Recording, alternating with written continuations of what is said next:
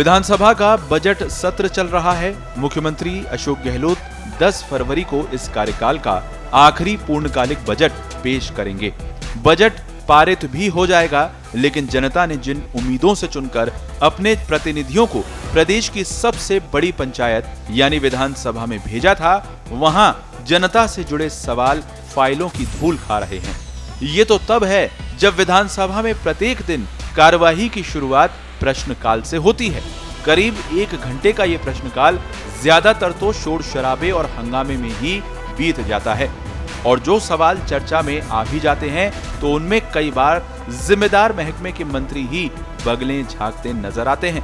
पिछले 4 साल के दौरान विधानसभा के 7 सत्र हो चुके हैं, लेकिन चिंता की बात यह है कि हमारे माननीयों ने जो सवाल विधानसभा में उठाने के लिए दिए, उनमें से 30% को आज भी जवाब का इंतजार है।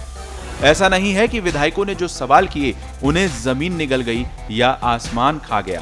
पिछले 4 सालों में विधानसभा के 7 सत्र हो चुके हैं। गहलोत सरकार के इस कार्यकाल में 35,000 प्रश्न लगाए गए, जिनमें 30% अब भी जवाब का इंतजार कर रहे हैं। चिंता इस बात की है कि विधायकों के द्वारा पूछे गए सभी सवालों के जवाब मिल ही नहीं पाते। एक विधायक को एक सत्र में 100 प्रश्न लगाने का अधिकार है। इन 100 प्रश्नों में से 40 तारांकित होते हैं, जिन पर प्रश्नकाल के समय सदन में चर्चा होती है। शेष 60 अतारांकित होते हैं, जिनका सरकार की तरफ से जवाब तो आता है, लेकिन सदन में चर्चा नहीं होती। आइए आपको बिंदुओं में समझाते हैं विधानसभा में पूछे जाने वाले सवालों की क्या स्थिति है। मौजूदा विधानसभा का पहला सत्र 15 जनवरी 2019 को बजट सत्र से पहले हो चुकी सदन की 117 बैठकें। इन बैठकों में लगे 35,813 प्रश्न, इनमें 10,111 प्रश्नों के जवाब का इंतजार। प्रश्नों के जवाब को लेकर विधानसभा की ओर से लगातार मुख्य सचिव को पत्र लिखा जाता रहा है और मुख्य सचिव संबंधित विभागों के प्रमुखों को।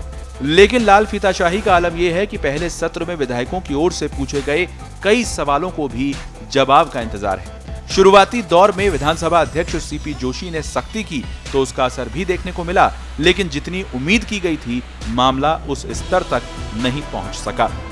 हर बार विधायक प्रश्न तो लगाते हैं, लेकिन ऐसा कम ही हुआ है जब 5 साल के कार्यकाल में उनके प्रश्नों का जवाब मिला हो।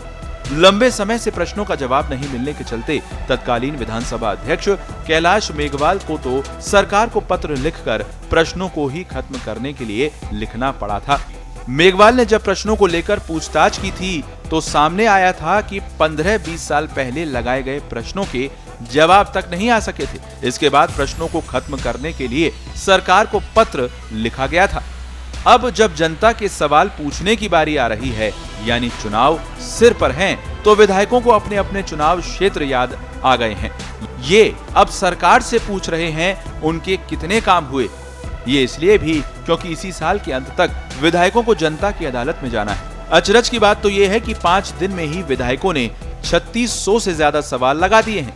कुछ विधायक विभागवार तो कुछ सीधे ही सरकार से पूछ रहे हैं कि उनके क्षेत्र में क्या क्या काम हुए हैं।